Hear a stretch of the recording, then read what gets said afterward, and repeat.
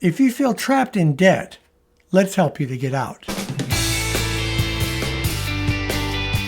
36 years ago when we got married, we were making about 30% above minimum wage. We were living paycheck to paycheck. We were spending every single bit of savings that we had, and we were in debt. And we are not alone. In fact, right now in the United States of America, 80% of the population is in debt.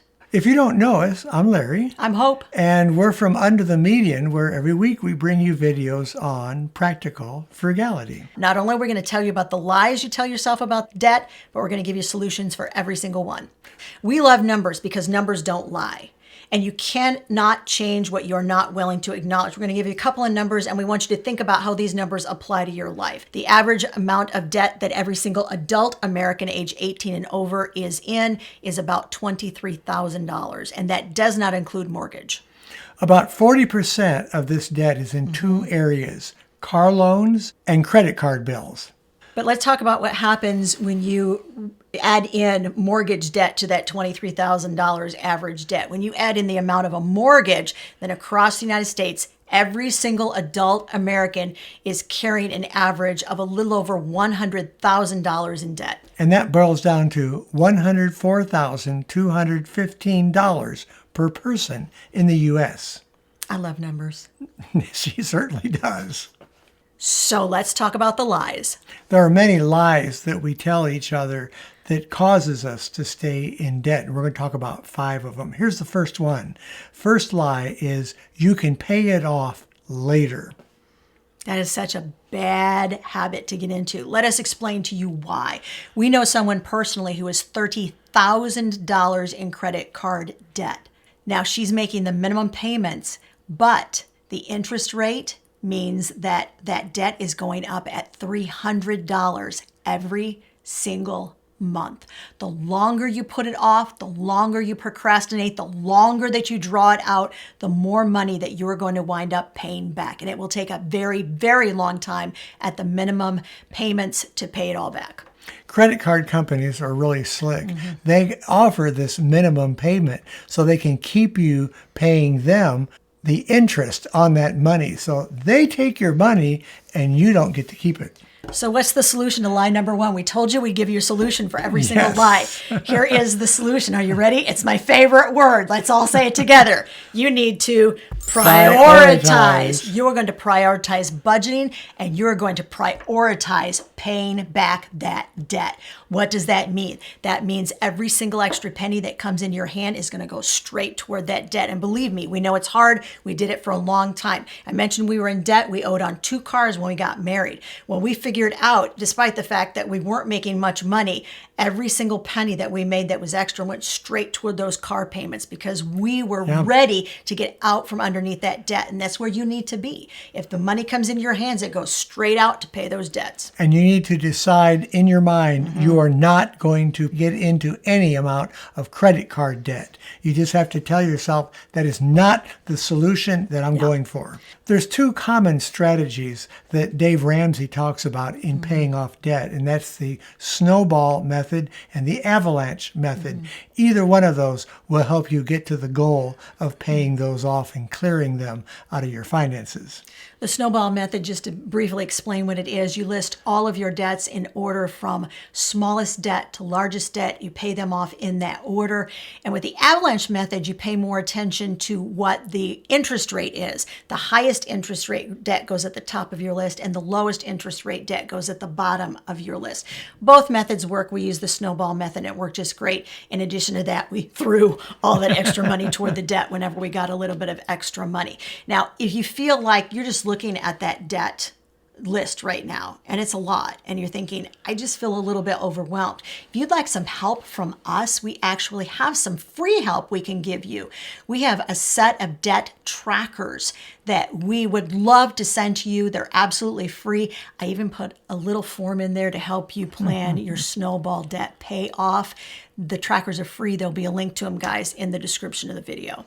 If this video is helping you and giving you some good ideas, hit the like button. And if you're not subscribed to our channel, subscribe. And that way you'll get videos similar to this coming your way every week. Debt line number 2. Debt, it's just a normal part of life. And oh boy, did we tell ourselves that. We just accepted it because so many of the people that we knew so well in our friendships, our relatives, our family, they were paying off cars, homes, any major amount of money that they spent, they usually went into debt for that payment. Here's what we think part of the problem is, and we would love to know in the comment section whether you agree with us. If you don't agree with us, you can tell us that in the comment section too. We think part of the problem boils down to one thing. In the United States of America, going into debt has become a rite of passage. Yeah. This is what happens when you become an adult. It's a norm. You go into debt. Yep. Oh, you got yourself a little line of credit? You're an adult. You got yourself a car loan? You're an adult. You got yourself a loan for school? You're an adult. We have normalized debt by making people believe that's how you become an adult. In fact, those people will even tell you to go into debt so you can have a good credit line so you can continue to go into debt. It's awful. Because we believe this to be the case, then it becomes something that is inevitable. We honestly believe it's not possible to live without debt. And I believe that. I actually took this to heart. I didn't think that when we got married, we would ever be free from car loans. I thought we would always pay toward cars until I heard somebody say, you can actually pay cash for your vehicles. I couldn't believe it. It was like earth-shattering for me to hear that. Line number 3. You need to keep up with the Joneses. I don't know who these Joneses people are. Like pretty much everybody that's not frugal, I guess they're one of the Joneses. You need to make sure that you are on point. You need to be trendy. You need to make sure. I had a lady at church ask me once when she found out I shopped at Goodwill Salvation Army for my clothes. She goes, aren't you afraid that you won't be in style? You won't have like this season's like colors and things like that. And I'm like, I don't even know what this season's colors are. Even if I had them on, I wouldn't know it. If I didn't have them on, I equally would not know it. I wear what makes me feel good. There is a lot of pressure on us to look good, to have the best cars, to live in the best neighborhoods, and all of the above. And it's nice to have nice things. We're not saying you shouldn't have nice things. But when you don't plan for those nice things and you decided you want them quickly, that's when you go into debt for them, because you don't have to plan to go into debt. You just take out a loan and then you pay off that loan. Larry and I came up with this analogy and we loved it so much. We're like, ooh, we got to put that in the video. It's as though society is telling us, you must rise to our standards. Here is the standard. You must rise to it. But what would happen if everybody that was debt-free, that was frugal, that had their finances under control said, here's my standard, you come up to my standard. This is where my standard is. It sort of turns that whole idea around on its head. And it reminds me of, like, I love so much that young people, adults who are in their 20s, who are our kids' ages, have gotten a hold of this in a powerful way this year. And this whole idea of loud budgeting, where they are loud and strong and proud about their budgeting process and letting their friends know, I can do this, but I can't do that because I've not allotted money in my budget or I've spent all of my entertainment money. They're not ashamed of it. And shame is like a huge motivator in this whole process of keeping up with the Joneses. So you feel like everybody's going to shame you.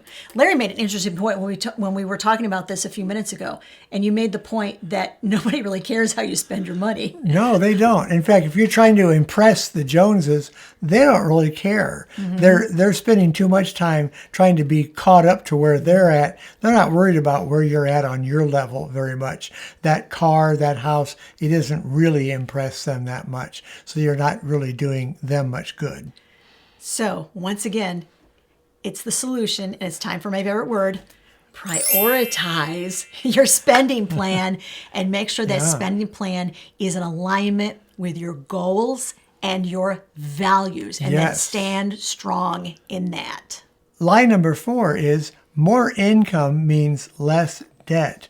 Now, the simple thing about that is if you haven't already exercised discipline and planning and goals and strategies, you won't stay out of debt. You'll just go into more debt. I had people that I worked with that made 3 times what I made, and they were in so much debt because their debt just went as big as their income. It was unbelievable. And I really did feel bad for them.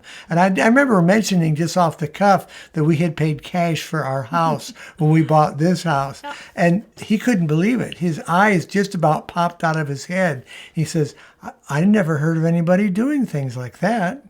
So it can actually shock them into something that you're doing well.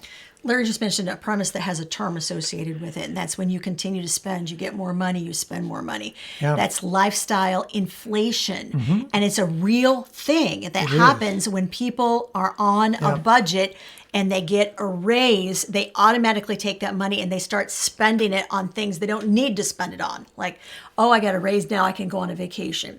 Now I got a raise, now I can go out to eat more often. I got a raise, now I can buy that new car. That's not necessarily what a raise should be used for. No, you should always have a list of short, medium, long-term goals so that you know, and that goal should be what? That list should be what? Yeah, I won't do the movement again. All right, guys. It should be prioritized. And the thing that's dangerous about taking out loans is as you develop more credit, then they allow you to borrow more money. So they say, oh, we can trust him. He'll borrow it and pay it back. But that does not work in that person's favor. Now, in regards to that inflation that Hope was talking about, there is such a thing as real inflation. We've experienced that this year with our water bill going up so much in the next few months. Our gas and lights have gone up. Insurance has increased. And it's okay to use your raises to go toward some of those increases and instead of just applying those to new goals, because you do have to keep on top of those things. And that's why we do get some of those raises to accommodate the inflation that's happening. So the real name of the game when it comes to a solution is mindful spending. Yes. Don't mindlessly spend money that comes into your pocket. Make sure that you're thinking carefully about what that money should be used for. Line number 5. I hate this one so much. It makes me so angry. I was going to say there's not a lot that makes me angry, but there are some things that make me angry. This is one of them. Yeah. You can't change. That kind of provokes some hopelessness into it. It means that there's no hope for you that you're ever going to be able to change and get out of that lifestyle of being in debt. But so many have. And there are so many stories online, on YouTube, in different places. And even Dave Ramsey's program, you'll hear people that testify, I was once in so much debt, maybe $134,000 or more, and yet I was able to get out because I did this, and that. And you can take some of those stories, apply it to yourself, and see if you can use those strategies and some of the strategies that we've been talking about to get yourself out of that. Some of the times it's not just you telling yourself you can't change, it's other people telling you that you can't change. Yes. Do not listen to other people when they tell you you can't change, because you know what? We're going to tell you right now, yes, you can. You can. You can make these changes. Yeah. One of the things that I think puts people off is the fact that they expect overnight change. They expect to be, deep in debt, and then they're like, oh, it's 6 months from now. You got to have a plan. You can't just say I'm going to do this and you don't have any realistic plan for making it work. One of the things that was noted in the research that I read while I was prepping for this video is the fact that of all the people in debt, 8 in 10 Americans, we mentioned that, that only 60% of the people that are in debt say that they have kind of a game plan that they're following to help them to get out of debt. You have to have a game plan. Another part of the solution for this is to seek like-minded people. Get around people that are going to rally on your side and for your benefit, not those people that are going to say negative things that won't reinforce what you need to do. That way, it'll help you to stay on track and stay encouraged to get out of debt, stay out of debt, and reappropriate the money that you need to spend on other things. I have a friend, Julie. Julie was one of those people, by the way, that was well over $100,000 in debt. She and her husband worked their way out of that debt. Yeah. And she is one of those people that's totally like-minded. If I save $5 on something, I'm texting her going, you won't believe what I just did. She's like, yes, I'm so excited for you. Those are the friends that you need to share the information with. And always remember, like, we're here. We're here every Monday. We're here every Thursday. Drop us a line. Send us an email and say, I just did this. Because we're going to be in your corner and we're going to cheer for you.